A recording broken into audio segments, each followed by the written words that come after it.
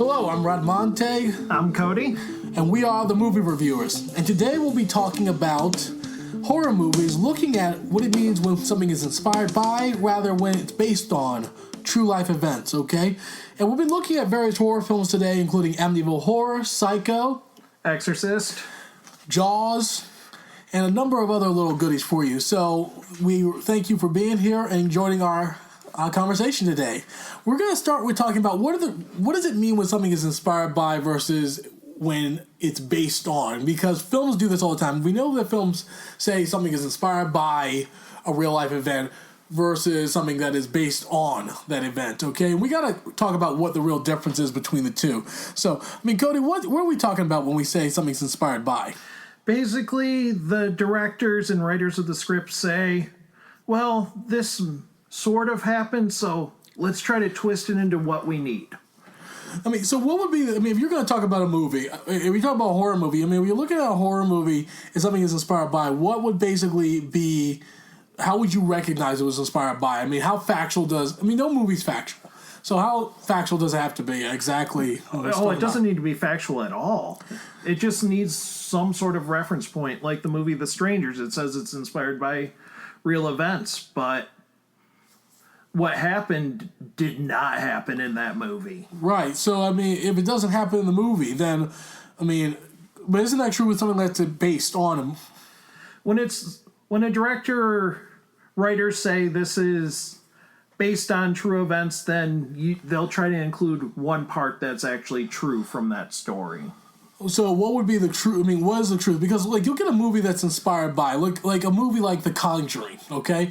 Which a lot of people would say is based on true events. But we know that a lot of what happened in The Conjuring and the spin-offs really were very different. So, what are the parameters do you think that make something inspired by versus something true or really based on? It depends on the story. With The Conjuring, they said it was based on true events because what they actually did with The Conjuring is they used Lorraine Warren's notes. Okay, and maybe that's really it. So that's the thing I think when we're looking at is that based on really has to involve primary connection to the actual event. Correct. If you're looking at some event that has some historical reference or material. So in other words, there's something you can refer back to. But you also have to remember that a lot of times people used to BS about the truth in a lot of their notes and information. So correct. There have to be independent resources, don't there? There does, but usually they only look at one source. They don't cross-reference the information. Which I would actually say is actually more inspired by than actually based on. I agree with you. I think when we're going to talk about based on, we're looking for a combination of a material that is objective and independent and primary from the actual person. So,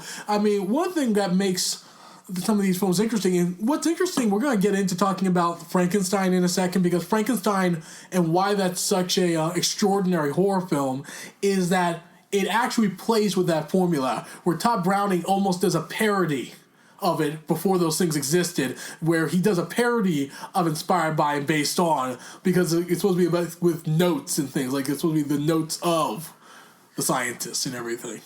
That is correct. Yeah. So if you got to take an example of a good film that's based on a real life subject, what would be a good example of that? I would have to say The Exorcism of Emily Rose. Okay, you look at The Exorcism of Emily Rose. Okay, that movie comes out in what year? Came out in 2005. It's directed by Scott Derrickson. Scott Derrickson. Now, that time actually includes a very young and new, I think, Jennifer Carpenter? I believe so. Yeah, Jennifer Carpenter. She comes out, and that was a breakout performance of hers. I was really stunned by that performance. The basic plot is what?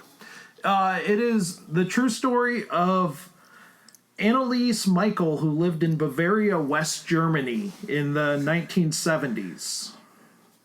And basically what happened is she had an epileptic seizure and started acting very different from herself, and they actually believe she had Geschwin syndrome, which is a disorder that has hyper-religiousity as one of the symptoms, which makes you believe that you are seeing Jesus or you're seeing the devil. This is a big deal. I mean, let me tell you something. This is a big deal. Why? Because this was a critically successful film.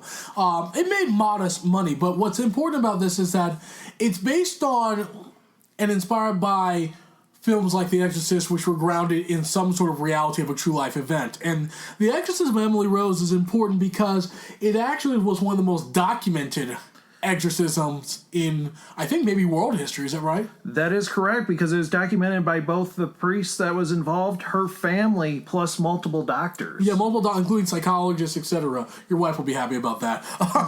Yes, she will. Well, let's go think about the film. Now, the film itself, it focuses a lot on the human drama and the physical torturous nature. But what's interesting about the film is that the film, and I would say, is very much based on true life events. And one of the reasons why I would say that is that it's focusing and asking a question. The film is very much, to me, a question when you look at it. The film is asking, is this somebody suffering from a mental illness, or is this somebody who is truly undergoing a religious, tumultuous event in their lives? Right, which, unfortunately, at that time, it's hard to say what she was going through because she just started university. So It's the first time she's ever been away from her family and friends, and she started having these seizures. And at the time she went to see a doctor, they told her that she suffered epilepsy and that she just needs to take pills. Now, this is the real life Annalise. Yeah, this is the real life woman. Okay. So, yeah, they tried to give her medication. They tried to medicate her, and that didn't really work out because she was still suffering from that. What were her symptoms? She would have seizures. Eventually, after going to college, she started seeing images of demons, the devil. She would rip her clothes off. She would bark like a dog. She would pee on the floor and then lick it up in front of people. I mean, one thing basically, what's interesting is that, she was diagnosed with Gershwin syndrome, right? Gershwin's it's a syndrome. Temporal lobe epilepsy. An epileptic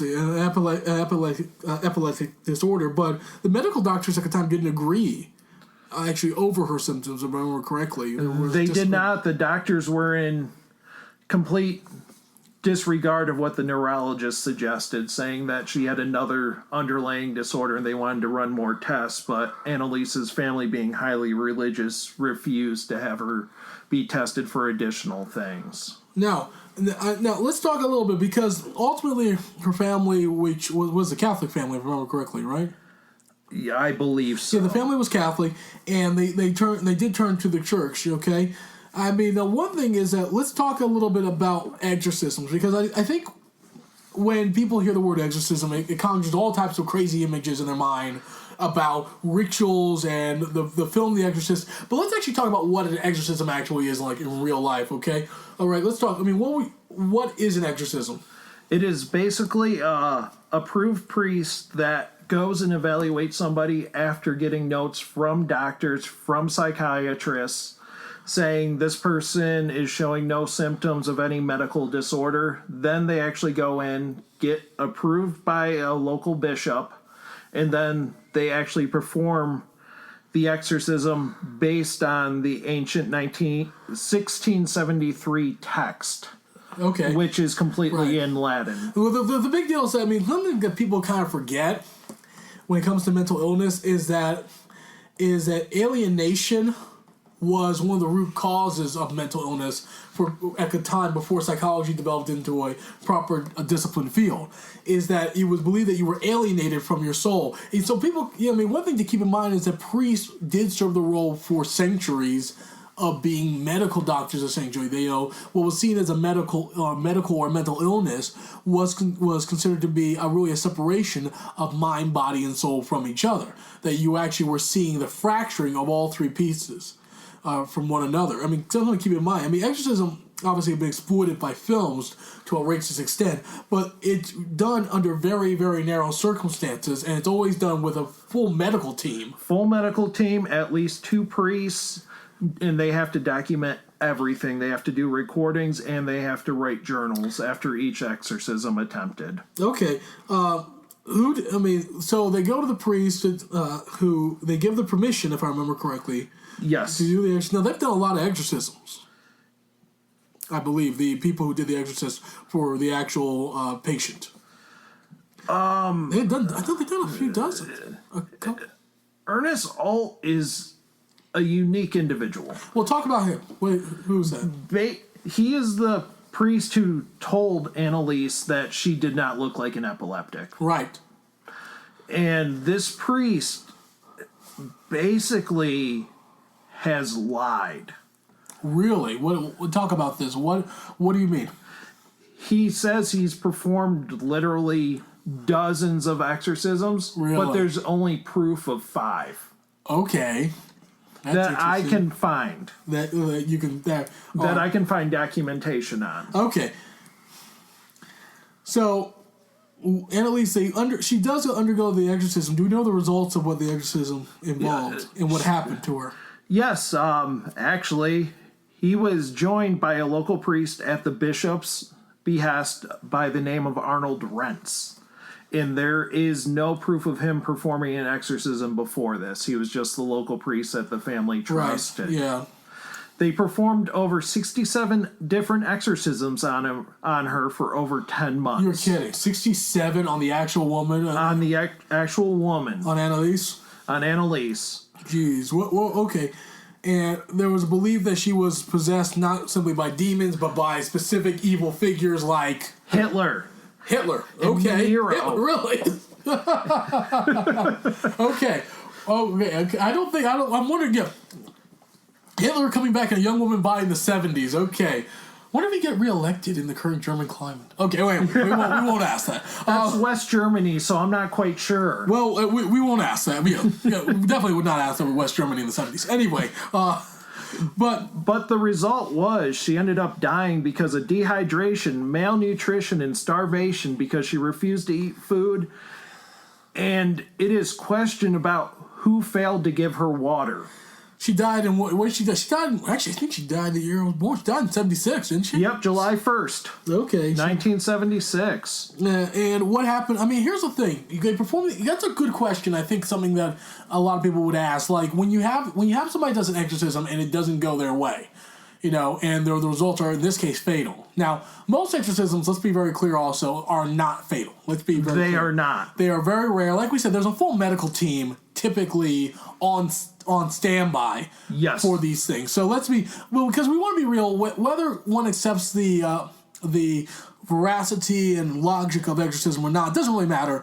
Is that there is a lot of involvement by professionals on the religious side and on the scientific side, on the medical side rather. I mean, this was not the case. I mean, and in this case, with both these people, didn't they end up getting convicted? They got convicted for manslaughter resulting from negligence. Really? And they were sentenced to 6 months in jail, but the judge decided to suspend their sentence, and they only had to do 3 years probation after. I mean, so we're looking at a film like Emily Rose. Now, Emily Rose, like I was saying before, we're talking about Emily Rose. Emily Rose seems to be really an exploration of the experience of possession more than exorcism. The exorcism seems to be also dealing with the question of mental illness and fatigue and body stress, things like that. That was covered in the movie, but mostly it focused on the drama in the courtroom with trying to prove, was she possessed or did she have a mental illness that led to this? And that's what's fascinating about this movie. And this movie, and the reason it's based on real life events, is that it's just like, I mean, Cody's talking about this fact.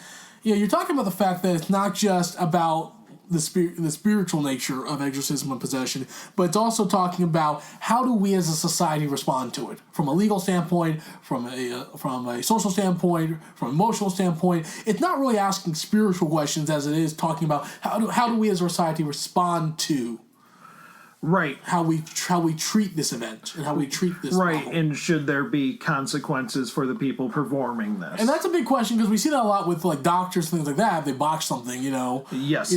So can something like that happen? I mean, That's why this really falls on the basis of something based on, because there's documented material, independent, but also primary to the family's experiences. And like we said, we can trace it back to what they were going through directly, because there were interviews, etc., with the people in the family. I mean, what would be another good example of a based on movie? Based on movies, I would say The Exorcist would be a good one, because there is documentation for that. Well, then that's a weird film, because see, now here's the thing, because I'm not sure I'm going to go along with you, because first of all, it's based on a novelist. It's a fictionalization. Yes, but the novelist did base it off of the real life event. I know, but he changed some of the stuff. Oh, he very much did. And let's also talk about the fact. Let's talk about this film. Let's talk about The Exorcist, because this is obviously one of the penultimate horror films of all time. Anyone who's a horror fan has seen this movie and been freaked out by the girl coming down the stairs backwards on her back and all this. Okay, let's talk about, when did this movie come out? 1973, and was directed by William Friedkin. Yeah, Friedkin comes out in 1973. It's a starring debut of a very young actress by the name of Linda Blair. And so what happens? Basically, she discovers the spiritualist movement, which isn't uncommon for the 1960s, 1970s. Well, who's she? She is Reagan. Reagan, okay. And she's playing a 13-year-old girl. Right. And so her mom's an actress and is away a lot of the time, so she takes care of her time by playing with an Ouija board, and she meets a spirit by the name of Captain Howdy. And what happens? Captain Howdy starts wandering away from the Ouija board through the walls, where he's knocking on the walls, he's pulling on her sheets when she's trying to sleep, he's rattling her bed, all because he's trying to wear her out. Essentially, when this occurs, that it causes her to become ultimately apparently possessed. Yes, because according to all the notes on the original case, is that all these knocks, all these shakes went on for years until the kid had no willpower left to fight, for his spirit to fight off the demon. And this is, you have to keep in mind, guys, that this is really based on this real life experience of this young girl. A young man. Excuse me, I'm sorry. His name was Ronald Hunkler. Ronald Hunkler is the actual guy. He was 13 years old, and he started experiencing what were these just myriad of symptoms, which included what? Honestly, when it started off, it was minor things. Like he'd hear a knock and scratches behind his wall, like something was trying to get in. Because at the time, it was the 1940s, and his family actually lived in suburban Washington, D.C., and were fairly educated. Right. And actually, the parents started taking him to see psychiatrists and doctors trying to figure out why he's experiencing these things. And actually, one time, his parents actually witnessed his bed shaking with him on it. So what do they end up doing about that? Basically, all the doctors said, "We don't know what's wrong with him. Talk to your priest." And they brought in a priest. Who's the priest? It was Father Walter H. Halloran and Reverend William Bowdren.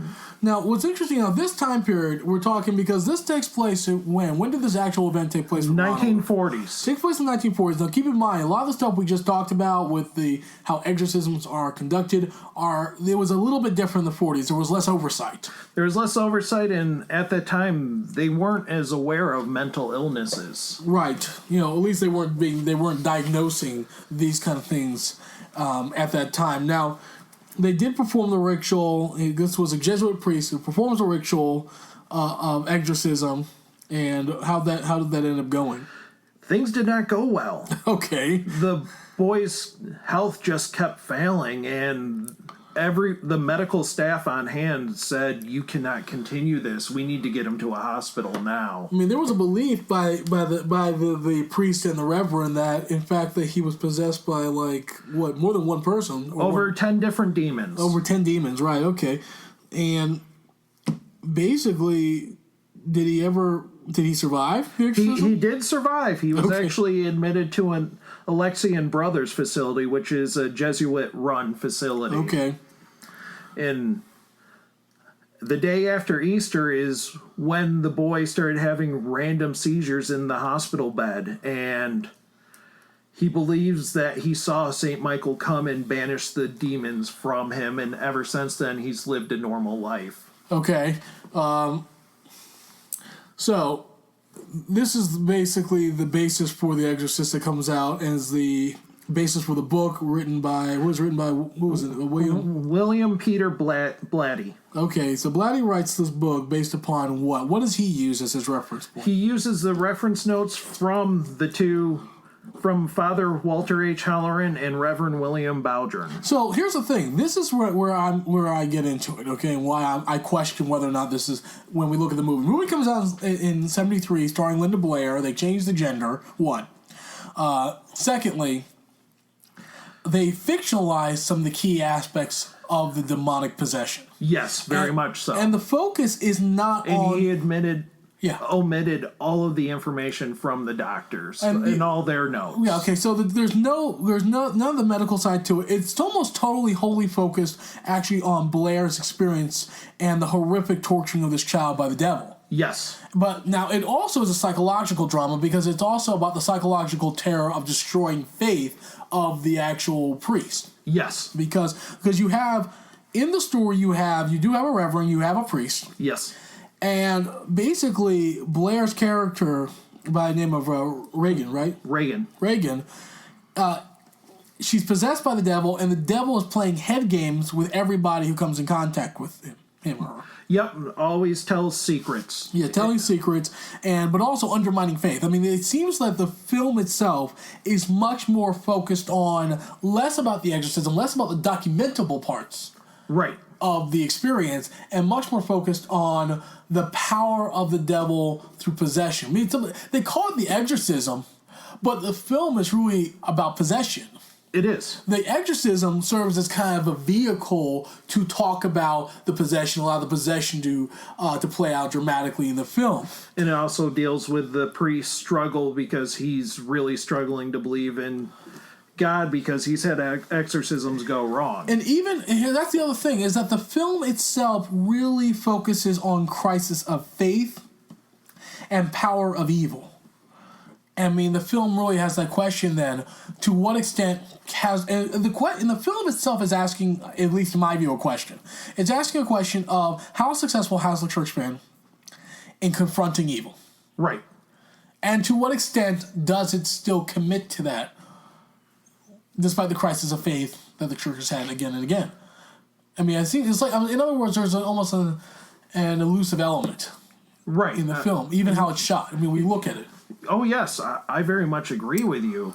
And you see the loss of faith throughout the movie. You see the priest struggling with his faith because he knows if he cannot find God, he cannot banish the demon. There's also an age difference between who and who in the film, between the priest and the reverend, isn't there? There is. One's much older, the other talk about, that's a big deal. Now, that plays out in a very powerful way. The use of age seems to play out in a very powerful way in terms of being able to cause crisis of faith. Yes. Okay. Well, I mean, how does that play out? It plays out because the reverend is set in his ways. He knows. He's much older now. That's played by a very good actor too. Who? You remember? I do not. That's played by Max von Sydow. Oh, okay. Max von Sydow, who played in a film. This is what makes this interesting. Kind of full circle with this guy. He plays in The Seventh Seal, which is about crisis of faith. Yes. And that's a big deal. I mean, because he is the perfect actor for that role, given his lineage. So it's kind of like inside. There's a little, in other words, there's a little inside baseball in choosing him, at least in my opinion. I think he's a really great actor, but choosing him, I think, was very deliberate on the part of the producers and maybe the director himself. I don't know, but to have him in it, to have Max von Sydow, who did one of the most existential films on religion ever. Yes, is, I think, A Seventh Seal. Is very powerful, I would say, to have him in there, okay? You have Ellen Bernstein, who served, of course, as the mother. Yep. And let's talk about the role of the mother in this film. Okay, we're going to talk about based on, when we talk about a real life mother, does this film present her in a realistic fashion? Not at all. Okay, why not? Because unfortunately, there is not much information about the original family, just about the son, because no one documented about the family. Okay. And then with this one, the mother starts out as this very absent parent, but you can tell she absolutely loves her daughter, but she also needs to impress these directors, these other actors, so she can get more movie roles. So, right. So then you, at the midway point in the movie, you see her ignoring Reagan to throw these parties. Well, this is the question then. I mean, that's another question about the film. This is why I have such issue with it as a based on film, because the film never there's no character development. There is not. There's no, okay, we have a demon in the devil whose motivation is pure. It really is. It's a pure motivation. Yep. Of destruction and chaos and anarchy. And, that's the role of the devil. The mother seems to have, this kind of basic character as an actress who wants to get roles and whatever, and who realizes that in her process she might have a kind of abandoned care of her daughter a little bit. Yep. Okay? Again, that's used more as a dramatic device. That's not a character or character value. That's more of a use as a dramatic device.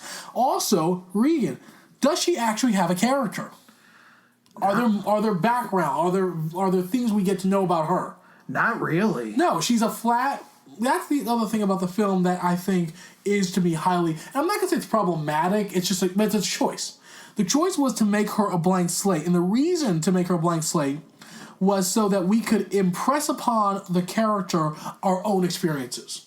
Yes. And how we would feel if we were in her place. If they made the character too likable, or too hateful, or dislikable, we would disconnect ourselves from her. Exactly. You can't make her a saint, and you can't make her too much of a sinner. So she's a blank slate. What makes and Linda Blair does a really fine. Let me be very clear. I mean, Linda Blair does a really good job in the movie. Particularly with demonic possessions and whatever. But let's also be real. There's this aspect to it where you can kind of read whatever the heck you want in her character because you're meant to be her. She's meant to be a lens through which we would experience this. She's meant to be a proxy for us, the viewer.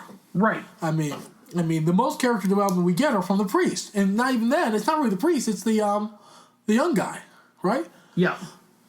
Sorry.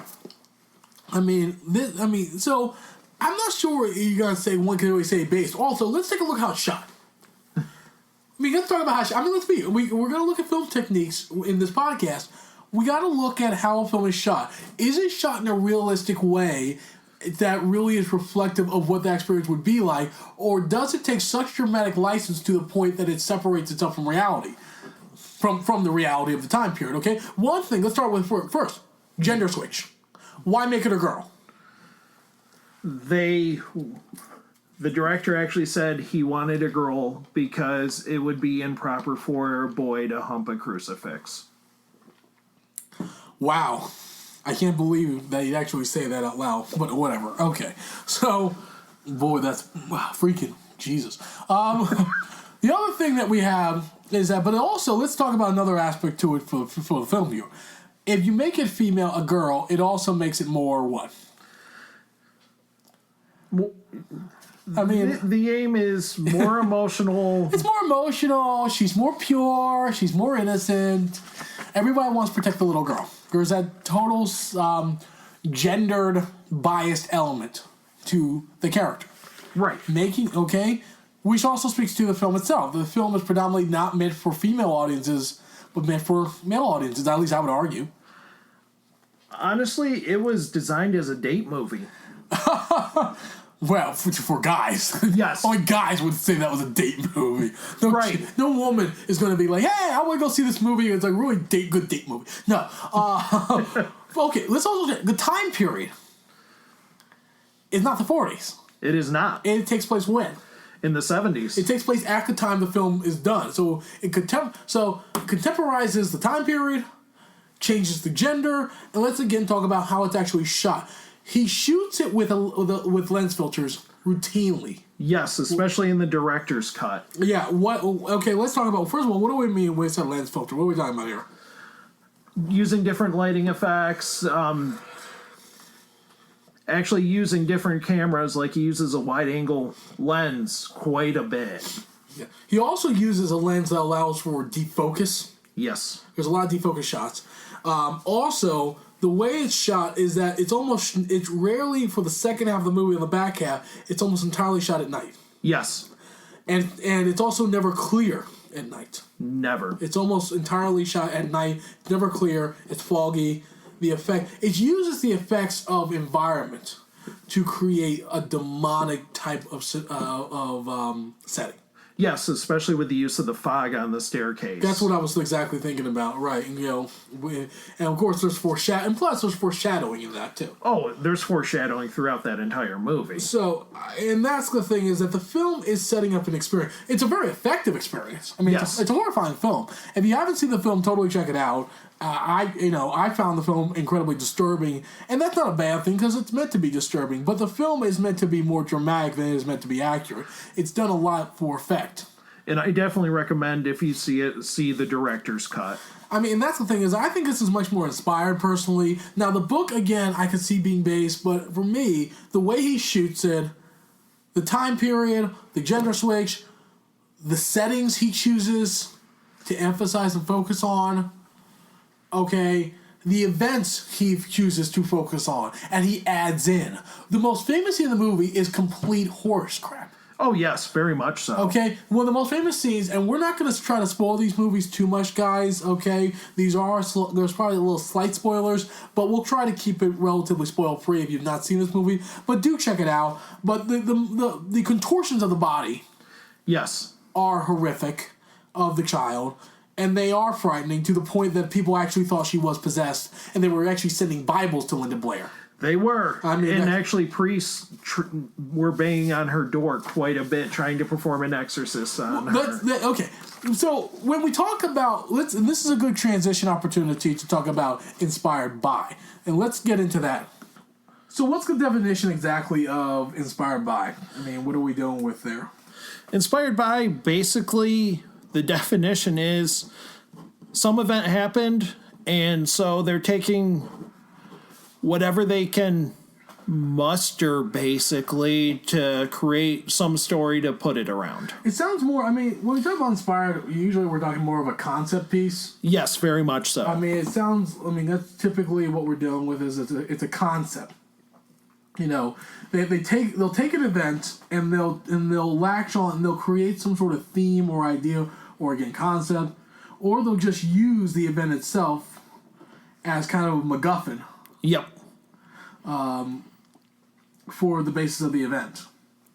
I mean, I think a good example of that. I think a good example of that is like something like, for example, Texas Chainsaw Massacre. This is one of the most famous horror films of all time. Now, let's talk about a little bit about Texas Chainsaw Massacre. I mean, a lot of people haven't seen this movie.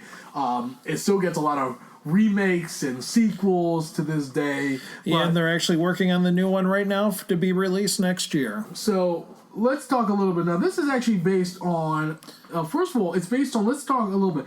It's based on the phenomenon, which is a phenomenon, it's almost a subgenre within the genre of horror films itself, the serial killer. Let's talk, so first of all, one thing that a lot of people, we never talk about is what exactly a serial killer actually is. Now, that's a cool thing. Let's talk a bit about that. How many people you got to kill to be a serial killer? Actually, there is no set number. Shocking. There's no set number of kills. So what makes somebody a serial killer then? They have to kill someone in exactly the same way. Do they? Yes. Do they have to kill them the exact same way? Pretty similar. So it's based on method? Yes. Really? Method, or they could be the same sex within the same age range. Well, see, yeah, I would think it was much more about type. Like, in other words, what type of person they're killing. If they have, like, a set... Well, I'm saying, let's say I kill men, women, or young children. Let's say that's the serial killer's MO. Let's say that they kill all types of people. That there's no set pattern. If there's no set pattern, then what would make them a serial killer is basically if they're killing people the same way, if they're just cutting their throat, if they're drowning them. Well, yeah, but this leaves a question, because look, we've seen a lot of prolific killers like the Iceman, not the Hitman, the Iceman. Yes. Who killed hundreds of people. Would he qualify as a serial killer? We know he's a sociopath, but is he a serial killer? That is a very good question. Because he kills people in all types of ways.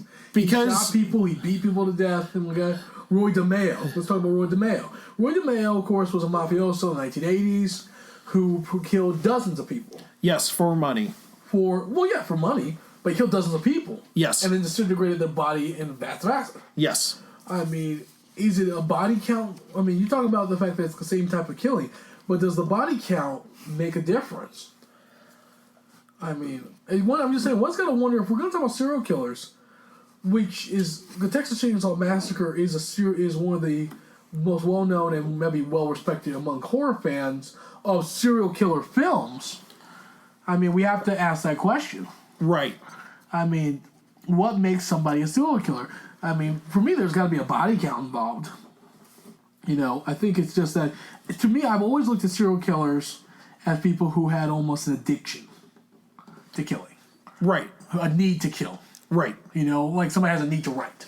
Right. Is that there's something within them that is driving them to exterminate people. There could be a certain type, should be a certain age, race, whatever, or it could be indiscriminate. Like, I mean, you take somebody, for example, like Caligula, who is a multi-murdering psychotic emperor. Yes. In Rome. He was to be a serial killer. Yes, I agree with that. Because he did it all types of ways. He was most fond of cutting people down, having people cut to death in front of him. Yes. I mean, we're not going to get into a lot of gruesome details about serial killers, guys, but we want to talk about what inspired by means, and the serial killer subgenre oftentimes takes real-life serial killers and fictionalizes, dramatizes, and really creates almost what are known as exploitation pieces. And that's important to keep in mind, that these are essentially exploitation films.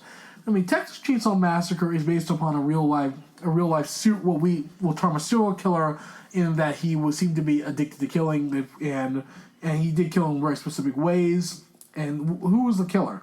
It was Edward Theodore Gain. And basically, they only tied 2 murders to him. Officially, yeah. Officially. But he was suspected of dozens more. Yes. Okay, so Gain's born when? He's born early 20th century, right? August 27th, 1906 in La Crosse, Wisconsin. Okay, let's talk about, because this guy has been the basis now for maybe more serial killer movies than any other serial killer maybe ever. Oh yeah, definitely. Outside of Jack the Ripper. Right. He ain't Jack the Ripper, okay? Why is that? Let's talk about him and his life a little bit, okay? Because his life has been well documented to this point. Yes. By researchers. He has, and unfortunately, it's because it gets gory, folks. It gets real gory. What we're going to do, guys, is we're going to talk a little bit about just give you kind of broad strokes about his life. I mean, he lived somewhat in isolation. He was very much somebody who was physically, emotionally dominated by his mother. Yes, who used religion as her weapon. Okay. She actually beat him more than once. I was about to say, she beat him. With a crucifix. Yeah, she physically beat him, okay? And, and she also suffered from a most extreme form of OCD. Yes. Okay? Now, generally speaking, the guy he lived independently after his mother died. In 1945. And he worked kind of as a man who just did random jobs. A handyman. He was a babysitter, which is disturbing to think about. Okay. He was a man who had killed multiple people, 2 women in 1957. And he was most known for, of course, and we're not going to get too much into the gory details of it, but he was known for dissecting bodies in very intimate ways and holding on to their bodies as trophies. Making clothing out of the skin. This is obviously one of the more disturbing aspects of it. You see this, of course, in the film Silence of the Lambs. Yep. Okay. Now the one thing to keep in mind is that this film, Texas Chainsaw Massacre, now it comes out in what year? It comes out in 1974 and is directed by Toby Hooper. Yeah, this is a big deal. Let's talk a little bit about the year that this movie comes out. The movie comes out in 74. Why is this significant? Because in the last 2 decades, they've had multiple serial killers from the 50s to the 70s that have been making national news. You have the Lonely Hearts Killers. You have the Boston Strangler. You have the Son of Sam. These various multiple serial killers that have been making the press, right? Yes. I mean, in other words, the public's consciousness and appetite, the public's appetite for violence and for violent murders had become more consuming in the 1960s and 70s than it ever had before, which led to a series of films about violent murders, which included Dressed to Kill.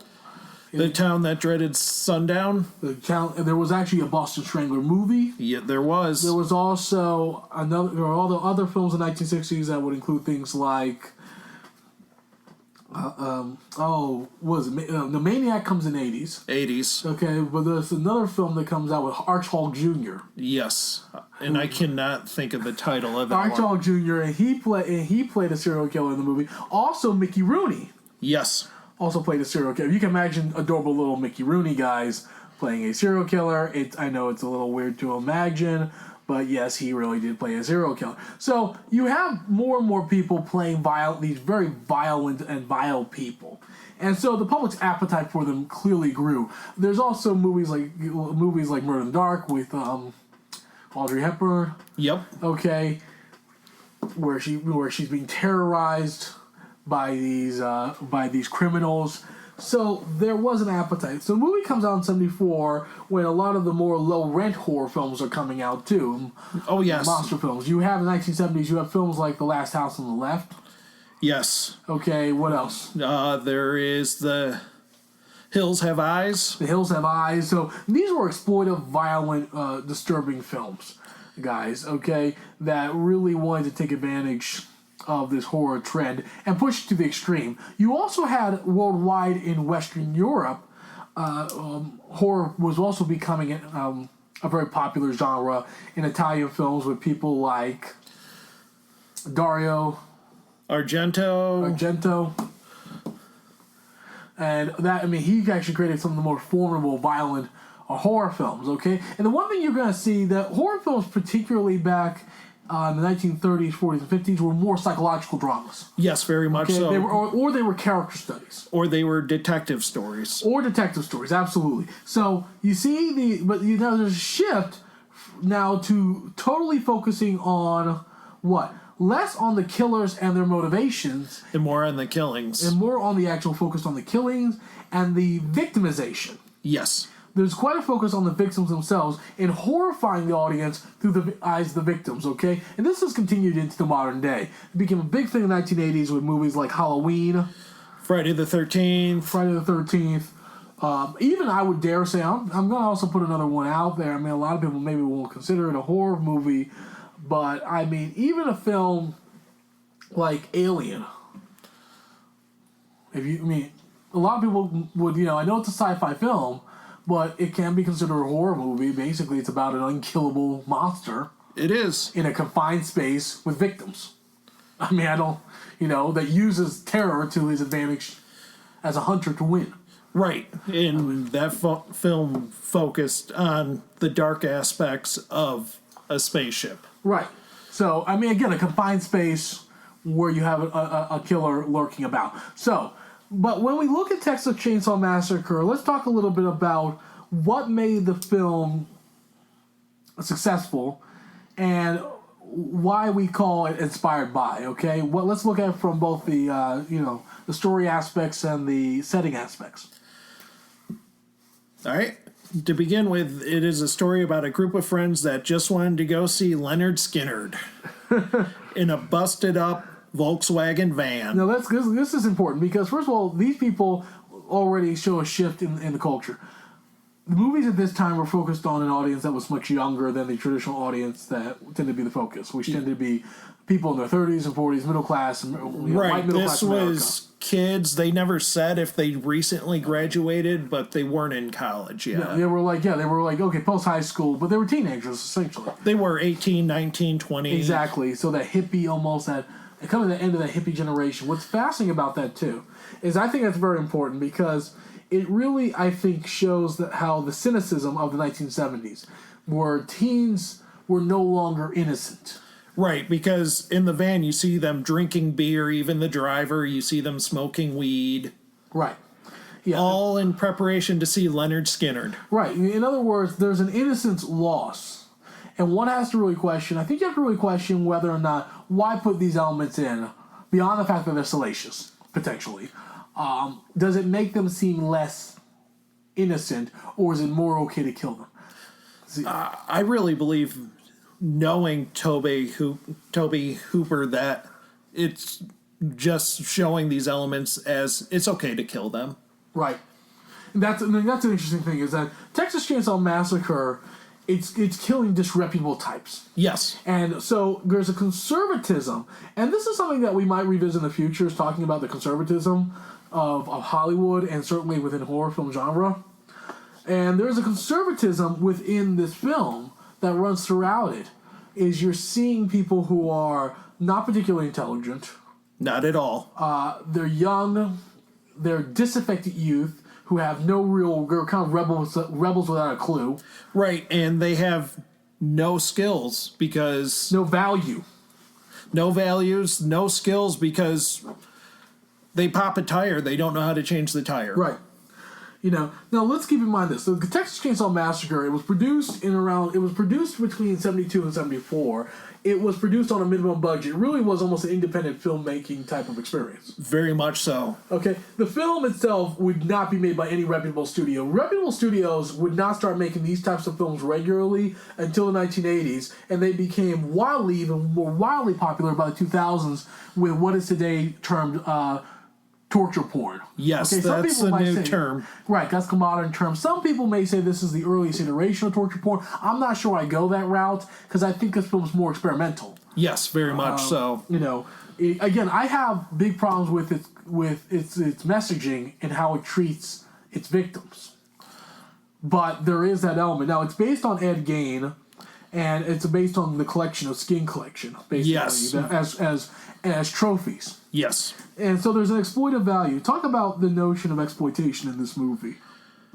I mean, basically what happened is they went, well, Ed Gein did all these horrific things to people. He actually made masks out of their skin, so they wanted this inbred hick family to have a member who did not speak, and this character's name was Leatherface. That's what they call him. He had no name other than Leatherface. And that's another thing about it. I mean, that's another thing about this genre, is that it's targeting not only disaffected youth, it's also stereotyping Southern peoples. Right, and what happens with inbreds with like retardation and stunted growth, things like that. Yeah, I mean, these are the terms of the period that would have been used to define the people, and so it's clearly meant for more of an urban audience. And also at the same time, I think the youth culture would have eaten it up because they were watching something that would have been considered to them counter to the traditional filmmaking experiences that they were used to. Yes. It uses sex, it uses violence, it uses salacious behavior as enticements. Right. Just as it uses victimization. I mean, now, one thing to keep in mind is that Toby Hooper, when he created the movie, wanted to offend people. Yes. There was part of Hooper's directive was to offend people. And part of how he does that, now let's talk about technique, okay, filmmaking, okay? Though he had limited budget and funds, so one of the things he couldn't control was the lighting. So what he did was to control the lighting is that he would take interior spaces and he would single light it. Yes. Okay? He used a lot of ambient lighting, actually, to shoot the scene. So you would have hanging light bulbs. Right. Or a lamp on a thing, okay? And part of what he was trying to do was, one, keeping his budget down, but he wanted to simplify the filmmaking. And he also was very particular about the house he used to film in. Now, why was that? Because he wanted to shoot a lot of the film at night, so he needed a farmhouse that actually had lighting outside. Sure. And also he wanted a place where he could add hidden chambers and things like that. I mean, that's the other thing about it. I mean, what Hooper does is basically he creates a spook house. He does. He creates a horror house, a house of horrors, if you will, for the audience to experience, but does so from a step back by disconnecting you from the youth who are being killed. Right. And that's another thing to keep in mind, is that Hooper is not creating characters as opposed to watching Night of the Living Dead, which invests itself very heavily, not in the zombies, but in the characters themselves. The narrative between the characters. Right, and how they are experiencing this. Where as opposed to where Night of the Living Dead, which was the inspiration for The Walking Dead and other kind of comic books and television, what this does basically is that Hooper's creating an entire focused genre on victimization and violence. And the monsters. Okay? Well, he's using the monster, but the monster, I mean, let's face it, the monster is pretty much still very much just the latest vulgar iteration of somebody like the Mummy. Right. A character, or the Wolfman or something like that. Right. The only difference is that there's an aspect to his character which is just more vulgar, disgusting, and horrific. Right. The Skin Collection. I mean, that's scarier. But again, it's in line with something like Dracula. I mean, why is Dracula scary? Because he's an intimate killer. Yes. He's a violative killer. In other words, he violates your body in person. Right. To destroy you. And that's what Ed Gein did to his victims. But it's also what Leatherface does to his victims. Now, one thing that he does very successfully, and it's the thing that I most admire about the movie, and the thing I hate the most about the movie, to be honest with you, is the sound design. I hate the sound design because one thing they really do with the sound is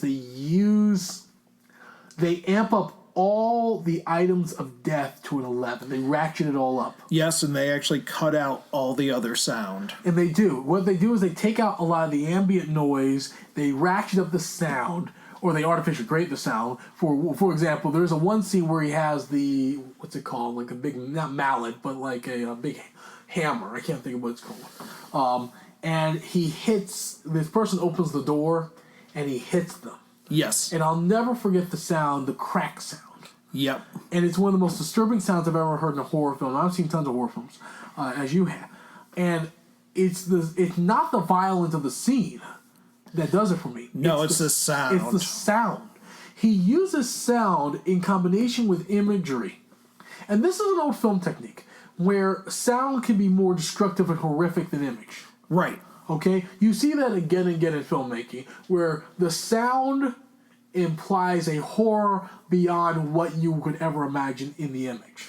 Correct. Okay? It brings home a horror. And you see this in films all the time that you're not even aware of. For example, Empire Strikes Back. Okay? The torture of Han Solo, much of it is done off screen. Yes.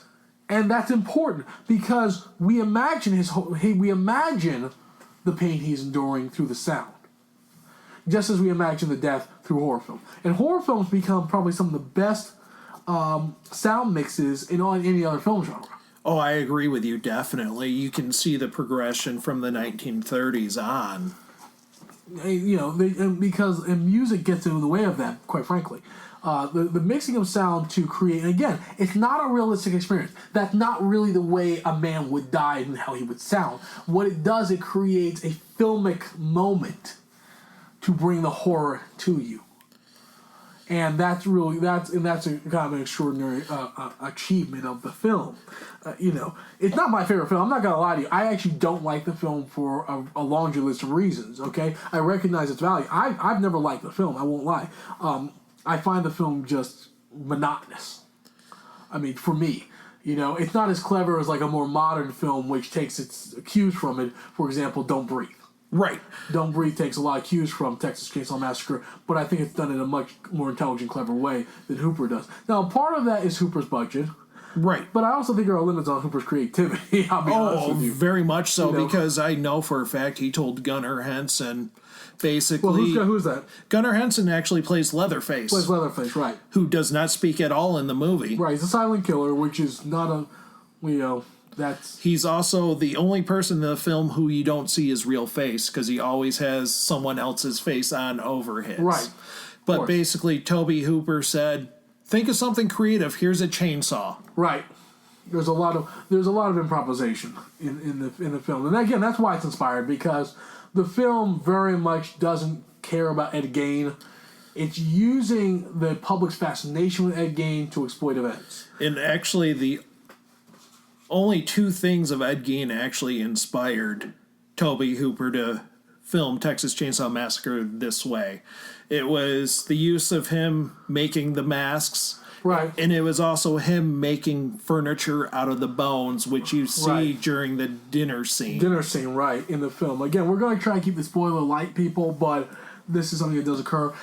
We look at a film, moving on to a film like Psycho, which takes a very different aspect. Psycho, first of all, is an exploitive film. Yes. It's meant to be, it's an A director making a B movie.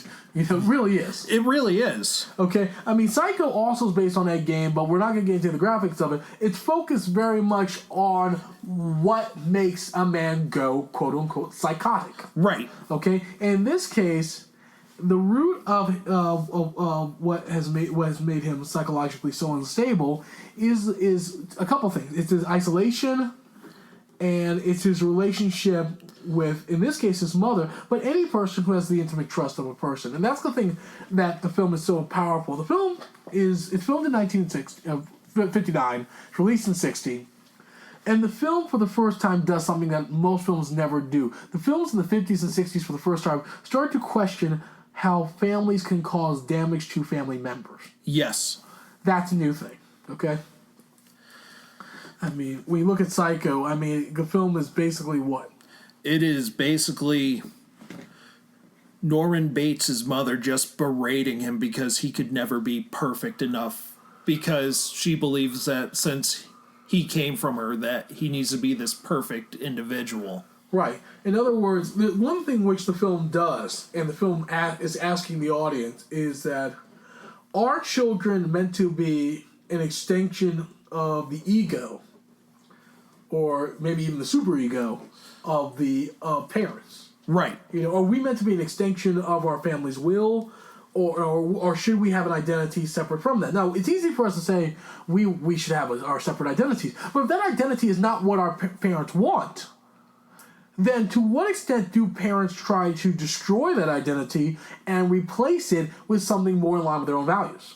Right. And what are the results of that? And that's the question that the film is asking. I mean... Yes, and that's exactly what Alfred Hitchcock was going for, because he said he studied the relationship between Ed Gein and his mother, and he said, oh, I wonder what would happen if they ran a hotel together. Now, I mean, the film itself was a smash hit. Yes. Okay, and it stars who? Anthony Perkins. Yes, Anthony Perkins. Who stars as a guy by the name of Norman Bates, who runs a motel by himself or with his mother, supposedly. She's an invalid. Yes. Okay. Now, the film, when it deals with this issue, is that he's in isolation. He meets a woman that he becomes physically attracted to, who is morally compromised. Right.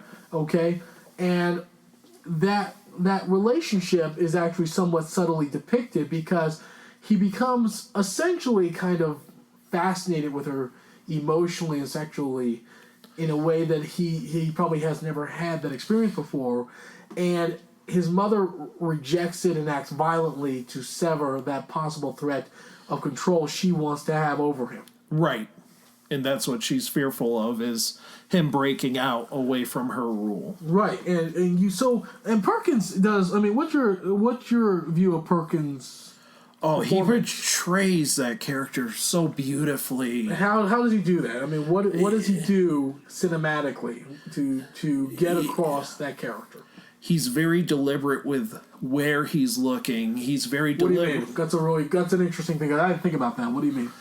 Like, you see him, like, he's always watching, like, straight ahead. He's looking. He turns his head slightly to focus on one thing in the room. Mm-hmm.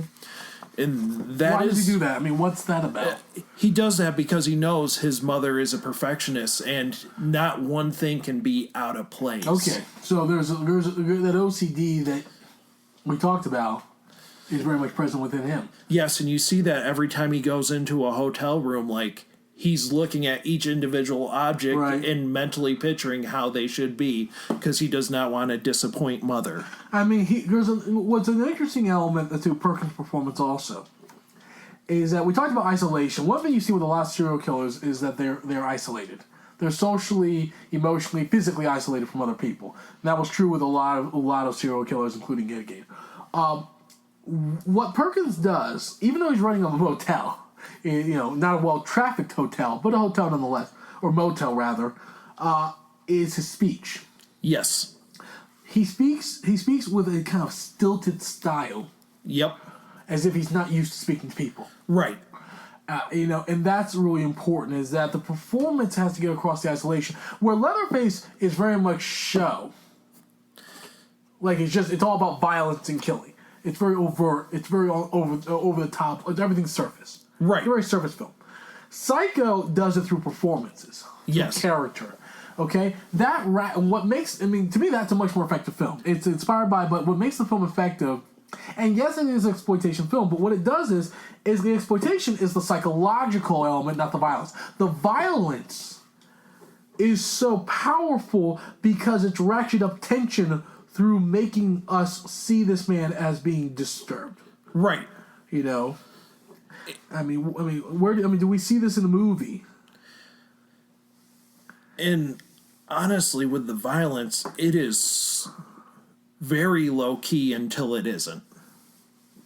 It is not like a Texas Chainsaw Massacre where he's just nonstop. Yeah, where it's nonstop. It's a bloodbath. Psycho is very not like that. It's very psychological with how it's filmed. Alfred Hitchcock made great decisions with how to film that. Because the film itself is not a film. It's weird because the film is about. It's not about relationships. It's about the incapability of forming them. Yes. That he can't form relationships. He can't form ties. And and the film really. And what's interesting is that we come to sympathize with him as he has to clean up his mother's violent, fatal actions. Oh, yeah. We really feel for him. And this is probably one of the few people in a killing film that we feel great sympathy for throughout the film. Even with the twist, and we will not give away the ending of the twist. Nope. We continue to feel very deeply for him. And that is He's a lost soul. He's a complete lost soul. He is, and that's all on Anthony Perkins' wonderful acting in that film. Right. Yeah. And what's in the film techniques that are used, again, they're exploitive. But what he does is that he creates this most artistic, almost kind of like surreal type of violence.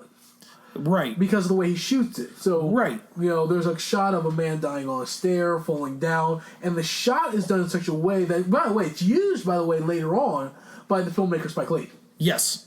Who uses that same film technique for different ends. Yep. But that holding the camera on the victim as he's moving down the stairs, even though nobody dies that way, nobody falls downstairs. Because it's done in one, basically long cut. It is. And it's clearly shot with a plate background that's not real. Right. Okay? So, that's done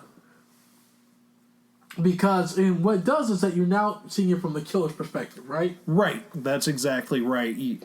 Is Alfred Hitchcock wanting you to experience what Norman Bates is going through during that moment.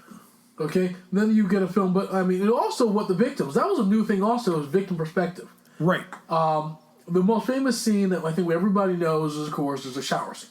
Correct, which is the first time that was ever shown in a horror film. Right, and the victim's perspective, again, that victimization. The morally compromised character being the victim. But we're, in that case, having some sympathy possibly. But do you have sympathy for her or for him? I have more sympathy for him. That is because we've seen the mental abuse he suffered and how he's so isolated from everyone. He just can't communicate his feelings because if he does, Mother will know. And that's the fascinating thing about it, because there's character build up with her character played very well by Janet Leigh. Yes. Still one of her best performances. Janet Leigh, if you don't know, was a long-time actress in the 60s, 70s, 80s, and 90s. And she is the mother of Jamie Lee Curtis. Yep. And former wife of Tony Curtis. So very good actress. And in that film, she plays this morally compromised woman who steals money from her employer and hits the road, ending up in this motel where she's fatally compromised. Let's just put it that way. Yeah. Okay. But the film is more about him than her, which is a great little moment of twist.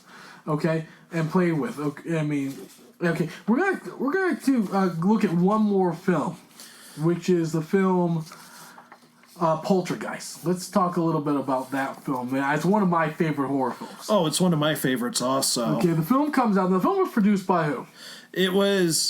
Came out in 1982. Okay. It was directed by Toby Hooper once again, but it was with the assistance in production of Steven. We know who directed it. Don't even play. Hooper didn't direct nothing. Hooper didn't direct. He showed up to set at least once. Oh, okay. The film. What's the film about? It is about a family that moves into this new suburban neighborhood that he works for. Wow, it's about a family with Steven Spielberg movie, film in 11. Right? Okay. I think Feifel was in it.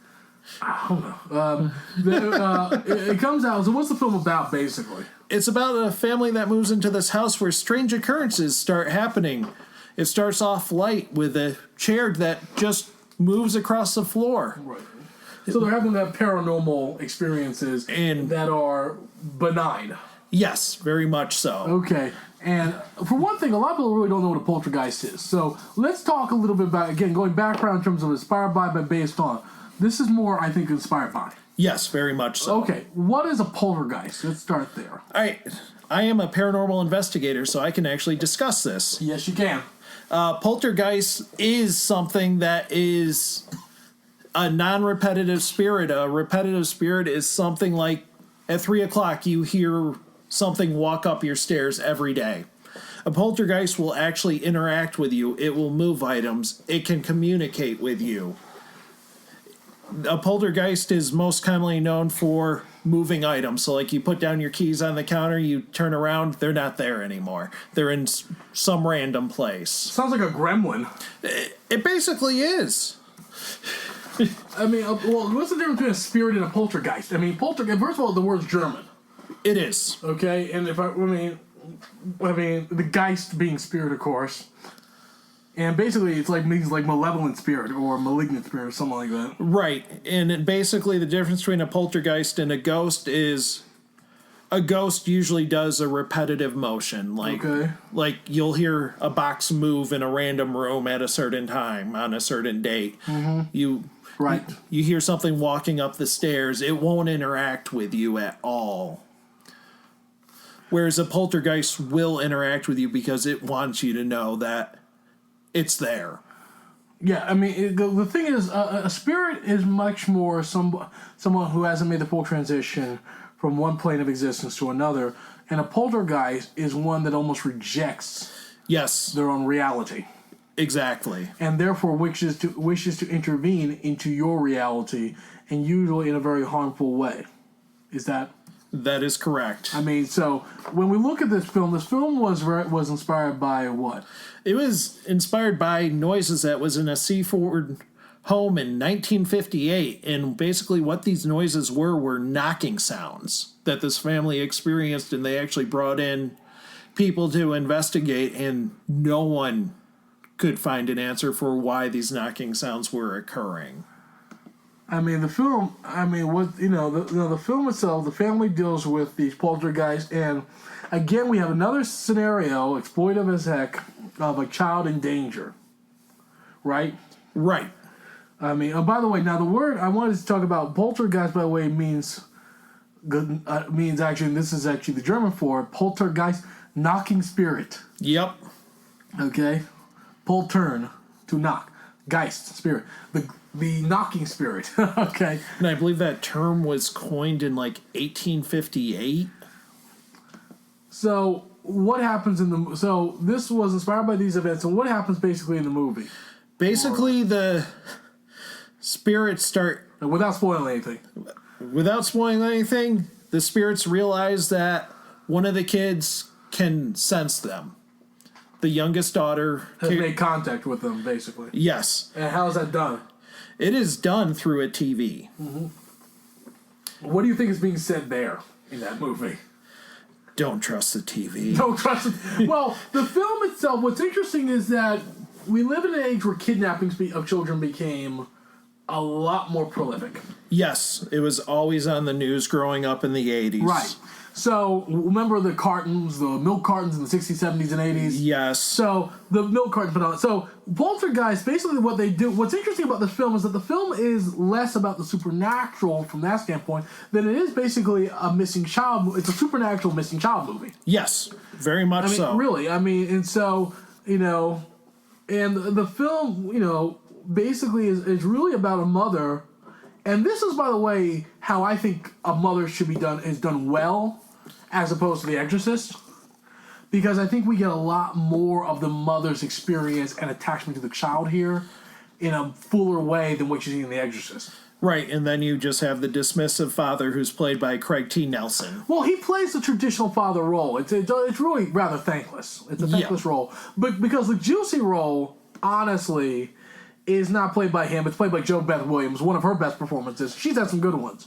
And Jo Beth Williams, she plays Diane, the mother, who we see her spend a lot of time with her kids. And the kids, to their credit, this is actually one of the best cast films for kids. Oh, I agree, definitely. I mean, the kids themselves, now the little child, it's a 5-year-old child who makes contact. Her name is Carol in the movie. Her name is Heather O'Rourke in real life. She sadly has passed on. She had a very difficult life. But she plays that wonderfully. She's totally innocent. She doesn't have much of a character per se. She's kind of a vessel. Yes. But the other kids are actually delightfully realistic. Yes. You have the teenage girl who, yes, she's kind of a teenage punky girl, but she's not completely disconnected from her family. No, she's very much involved with her family. You see her take care of the younger brother multiple times in the film. The young kids don't play so much stereotypes outside the daughter. The Carol character, I think, does. The Carol Ann character does. But I think they're realistic kids because we have to see them be realistic because it puts their lives in a jeopardy that we can buy. And you have to relate to them, to the mother. The mother's critical. Oh, yes. I think Jo Beth Williams plays the part of the mother who at first is kind of delighted having fun with the kids, with the poltergeist. Yes. And is just having a good time and not seeing it as a threat and a danger. This also speaks to the bored housewife element to the character. Oh, yeah. But I've always felt, and I'll be honest with you, this is a fascinating film because this film, to me, while it is a horror film, I think we know that. The film is a family drama. Oh, yeah, but I agree. It's also a feminist film. Yes, very much so. Because it's about two female people. Right. Mother and daughter. Yep. And it's about the mother reclaiming her family from the unseen and the unknown. There's a dirty, hairy, death-vicious element to it. Okay, in other words, she confronts an evil. Oh, yes, an unknown evil. An unknown evil and overcomes it. Yes. Through bravery despite her fears. And I think that's terrific. And when you think we have to look at Poltergeist, you have to see the feminist element of it to make sense of the horror of it. Because it's her position as motherhood that makes her brave. Oh, yes. If you don't have the motherhood portion, there's a great moment in the movie. There's a great moment in the movie where they're trying to get the heck out of the house, right? And they're trying to get the teenage daughter in the car and whatever. This is after the mother has braved her life. And the young boy, he goes, drive away! Where they're not going to leave behind his daughter, the older daughter, the teenage daughter. The bravest character in the film for me is the mother. I agree with that wholeheartedly. And remember, she's the one who risked her life again, not just once, multiple times. Yes, to save the family. To save the family. It's never the father. Never the father, and that's an important thing. And that also speaks to why I think of this as a Spielberg movie more than a Hooper film, because Hooper doesn't deal with characters. No, let alone women. Yes. And Spielberg, and I even touched it with that with Massacre, because we'd be there all day with that the problems with that movie, with how women are depicted. But Poltergeist deals with a strong mother, and that's very much Spielberg. Oh yes, Spielberg has is very centered on creating strong female characters of leadership in family roles more than any other position. To be honest with you, it's both a strength and a bit of a weakness with him. To be honest with you, but it's an interesting film from that standpoint. It's very much a horror film inspired not simply by the actual event of the knocking, as you're talking about, but also, I think, of Spielberg's own life and experience of having a strong female figure in his life. And also, I'm not sure if you're aware of this, he did it because he always wanted in all of his movies to have an inspiration for his daughters. Oh, I didn't know that. No, I didn't know that. No, I did not know that. And that's something that that's a cool thing we should probably think about doing in the future, is doing an episode on strong female role models and what makes a strong female role model, though I think it should be more than just us. Yes. Anyway, but we've gone through some of these movies and inspired movies. I mean, if you were to talk about a movie, what do you think is one of the greatest examples that you could think of off the top of your head of a movie based on a real-life event that accurately portrays that real-life event very effectively in a film that works? I would have to say Amityville 2, The Possession, because... Really? Yes, and that is because they actually show the mental decline of the son. Okay. Leading up to him murdering the family. Okay. And what would be a film... And, I mean, for me, if I'm going to do a film that's based on a real life... Jeez. Because that's tough for me. A film based on real life event, I would actually do Zodiac Killer. That is a great one. David Fincher movie, Zodiac Killer, because it's not about the killer at all. Not at all. It's very much about psychological terror of the phenomenon of the serial killer on a city, and how the serial killer is self-aware of himself as a phenomenon, and the impact and the terror he has on a city. Right. And that's great. What would you say as inspired by? Inspired by, I'd say The Conjuring. The Conjuring? Yeah. I never got into The Conjuring personally because I was like, yeah, possession, whatever, come on.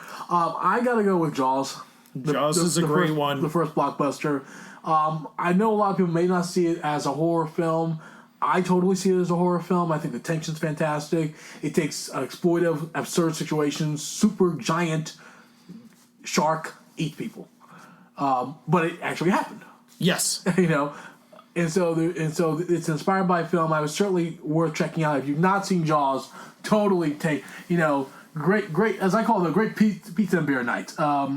Anyway, we thank you guys for being on this journey with us. I am Rod Montag. I'm Cody Matushik. And we are the Movie Reviewers. Thanks a lot, guys. We'll see you next time.